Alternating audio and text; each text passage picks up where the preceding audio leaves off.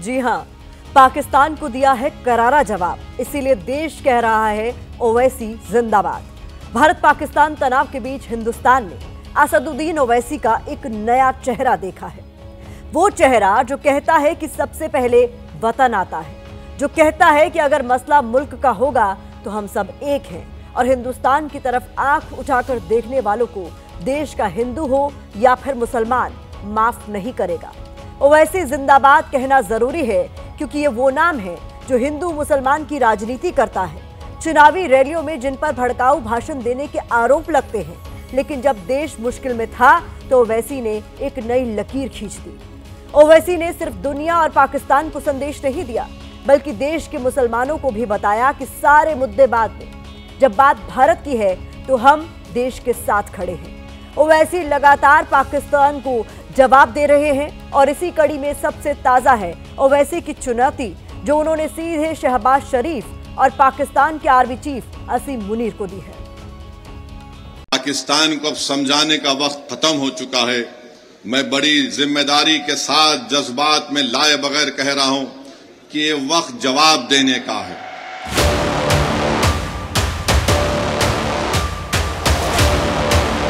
इनको आईने में अपनी सूरत देखना चाहिए। भारत तुम्हारे से ताकतवर है और हमेशा रहेगा इंशाअल्लाह ताला।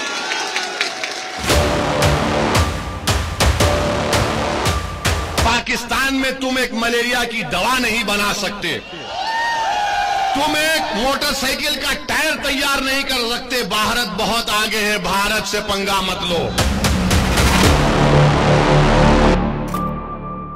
भारत जिंदाबाद, भारत जिंदाबाद, भारत जिंदाबाद।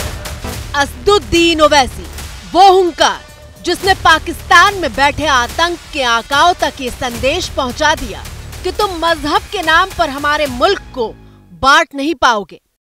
यहाँ पर थी, क्या बोलते, भेलपुरी खाने से मेरा पति साइड में था, एक इंसान है, उसने उसको गोली मार दी। यहाँ पे उसने बोला कि शायद मुस्लिम नहीं है, उसने उसको गोली मार दी। याद रखिए, अगर आप किसी मुल्क के अंदर जाकर मासूम लोगों को मारेंगे तो कोई भी मुल्क खामोश नहीं बैठने वाला है। मजहब पूछकर किसी को गोली मारना है, तुम कौन से दीन की बात कर रहे हो? तुम तो खवारिज से बदतर हो, तुम तो आईसिस के जानशीन हो जो हरकत की। पाकिस्तान मुर्दाबाद, पाकिस्तान मुर्दाबाद। मजहब पूछकर पहलगाम में पर्यटकों पर इसलिए गोलियां बरसाई गई थी ताकि देश में हिंदू मुसलमान के बीच गहरी खाई पैदा की जा सके। हिंदू मुसलमान लेकिन ओवैसी ने बताया कि जब जब दुश्मन हिंदुस्तान की तरफ आंख उठाएगा, पूरा देश मिलकर उसका जवाब देगा।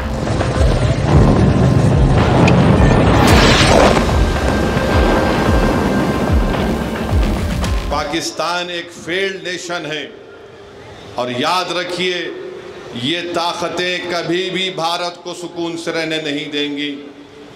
आज वक्त है कि हम इनको एक मौसर जवाब दें ताकि हमेशा के लिए ये दहशतगर्दी का ये जहर हमेशा के लिए खत्म होकर रह जाए।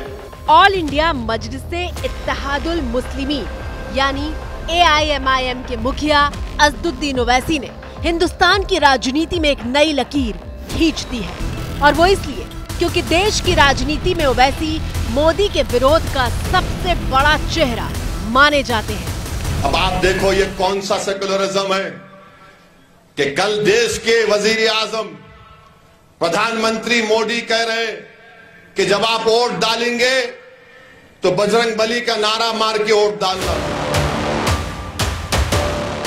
खुद को मुसलमानों के मसीहा के तौर पर पेश करने वाले ओवैसी देश की सत्ताधारी पार्टी बीजेपी के खिलाफ सबसे तीखे हमले करने के लिए जाने जाते हैं। और मैं आज खड़े होकर जिम्मेदारी के साथ कह रहा हूं कि साजिश यही है कि पार्लियामेंट के इलेक्शन से पहले महाराष्ट्र में कोई फसाद करवाया जाए। तस्वीरें पिछले साल जून महीने की हैं, जब ओवैसी सांसद की शपथ ले रहे थे और जय फिलिस्तीन के साथ शपथ खत्म की थी। जय भीम, जय मीम, जय तेलंगाना, जय फलस्तीन, तकबीर, अल्लाहु अकबर। पाकिस्तान मुर्दाबाद, पाकिस्तान मुर्दाबाद। ओवैसी यानी वो नाम जिसे देश में मुसलमानों की राजनीति करने वाले सबसे बड़े चेहरे के तौर पर जाना जाता है। पहलगाम में जब पर्यटकों पर आतंकी हमला हुआ तो ओवैसी ने राजनीति करने का अवसर नहीं ढूंढा और वो हर मौके पर सरकार के साथ ढाल की तरह खड़े दिखाई दिए। सरकार जो भी एक्शन लेगी, हमारे देश के तमाम लोगों को उनकी जान और माल को बचाने के लिए, खासतौर से इस बुज़दिलाना, वहशियाना, दहशतगर्द हमले के बाद हम उसकी तायीद करेंगे। ये कोई सियासी मसला नहीं है, ये हमारा नेशनल मुफाद है, नेशनल इंटरेस्ट में है। पाकिस्तान मुर्दाबाद, पाकिस्तान मुर्दाबाद। पाकिस्तान के खिलाफ ओवैसी की ललकार में सबसे ताजा है प्रधानमंत्री शहबाज शरीफ और आर्मी चीफ आसिम मुनीर को पेश की गई उनकी ये चुनौती। ओवैसी ने एक्स पर सवाल लिखकर पूछा, क्या शहबाज शरीफ और आसिम मुनीर चाइनीज एयरक्राफ्ट से अपने रहीम यार खान एयरबेस पर लैंड कर पाएंगे? ओवैसी की इस चुनौती के पीछे हैं ये तस्वीरें। भारत माता की जय, भारत माता की जय, भारत माता की जय। मंगलवार को पीएम नरेंद्र मोदी पंजाब के आदमपुर एयरबेस पर जवानों से मिले और पाकिस्तान के बॉर्डर से खड़े होकर दुश्मन मुल्क को कड़ी चेतावनी दी। आतंक के आकाओं को अब समझ आ गया है, भारत की ओर नजर उठाने का एक ही अंजाम होगा, तबाही। भारत माता की जय, भारत माता की जय, भारत माता की जय। आपने पाकिस्तानी फौज को भी बता दिया है,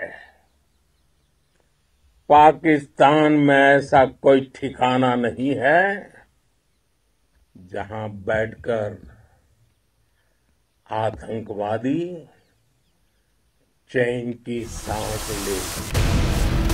इन्हीं तस्वीरों के बाद ओवैसी पूछ रहे थे कि क्या जो मेरे प्रधानमंत्री ने किया वो पाकिस्तान के प्रधानमंत्री शहबाज शरीफ कर पाएंगे? ओवैसी ऐसा कर पा रहे हैं क्योंकि वो जानते हैं कि राष्ट्रहित के मुद्दों पर सियासत नहीं की जाती।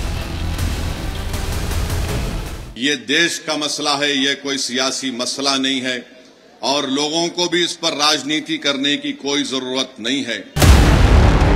लेकिन अफसोस कि मोदी के विरोध की सियासत पर जिस नेता का वजूद टिका है वो हिंदुस्तान के बारे में सोचता है।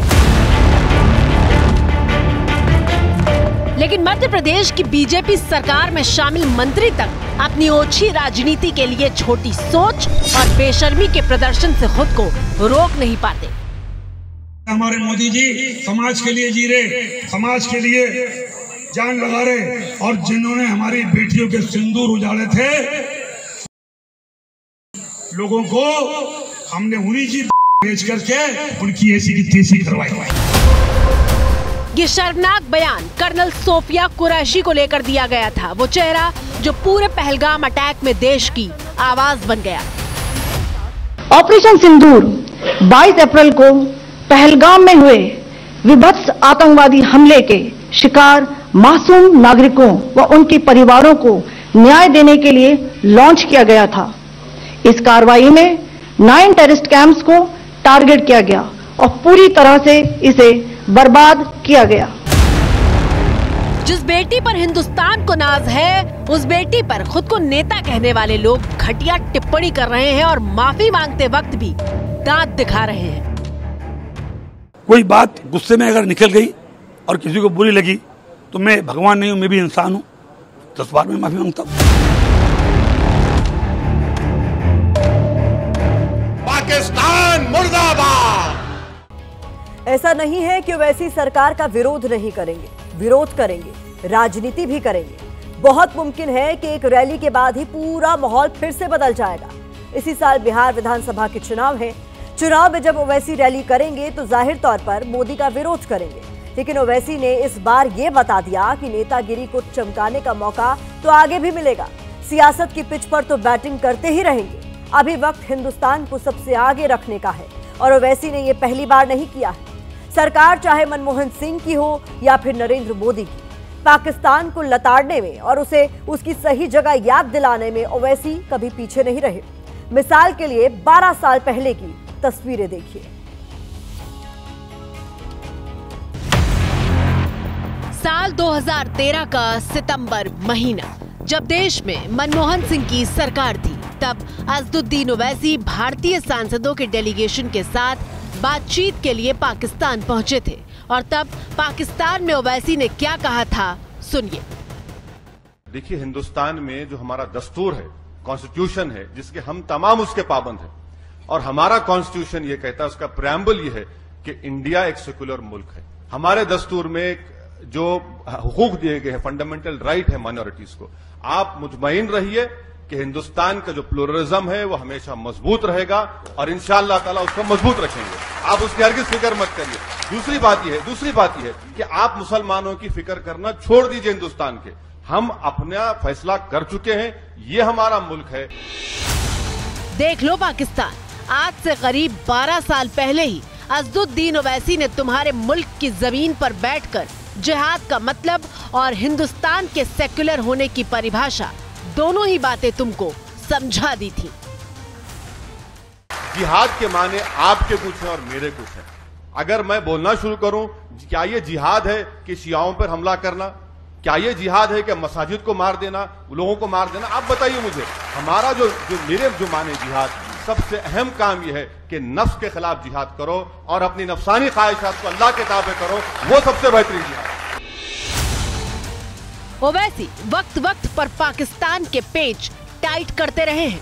साल 2019 में जब पाकिस्तान में इमरान खान प्रधानमंत्री की कुर्सी पर बैठे थे, तब इमरान को भी ओवैसी ने बता दिया था कि भारत पर उंगली उठाने से पहले अपने गिरेबान में झांको। पाकिस्तान के प्राइम मिनिस्टर इमरान खान ये स्टेटमेंट दिए कि भारत का, हिंदुस्तान का अगर नेक्स्ट प्राइम मिनिस्टर मोदी बनेगा तो हम कश्मीर के मसले को हल कर लेंगे। मेरे भाई, मेरे बुजुर्गों, मेरी माँ और बहनों, ये हमारे देश का इलेक्शन है, ये हमारे देश का जमहूरियत का इलेक्शन है। ये पाकिस्तान की तरह यहां पर मिलिट्री इलेक्शन को कंट्रोल नहीं करती इमरान खान। ये भारत का इलेक्शन है जहां पर जनता तय करती है किसको प्राइम मिनिस्टर बनाना, किसको घर में बिठाना।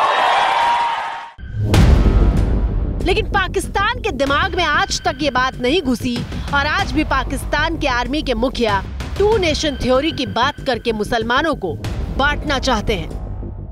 We are 2 nations. We are not 1 nation. So because of that, our forefathers, they struggled, mounted that incessant struggle to create this country.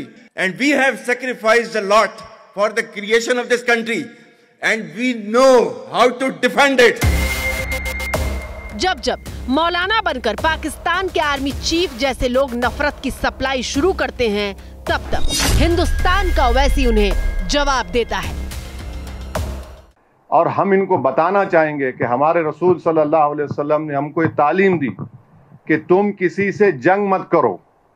ये हदीस है, ये तुम किसी से जंग मत करो, मगर अगर कोई तुमसे जंग करता है तो साबित कदम रहो। तो हमको अब साबित कदम रहना है। ये सवाल कोई हिंदू मुसलमान का, ईसाई का, बौद्ध का नहीं है। सवाल 2 कौमी पार्टी कांग्रेस और बीजेपी के, उनको भी इन दोनों कौमी पार्टियों को अपनी तू मैं में ख़त्म करनी चाहिए। सवाल यह है कि हमको एक शीशा पिघली दीवार की तरह ऐसे मुल्क के खिलाफ खड़े होना है जो सारी दुनिया के लिए खतरा है। अभी तुम्हारी 2 नेशन थियरी को हमने पहले रिजेक्ट कर दिया था। भारत पाकिस्तान के बीच तनाव हुआ तो एक एक करके पाकिस्तान के तमाम मंत्रियों ने न्यूक्लियर बम की धमकी दी थी।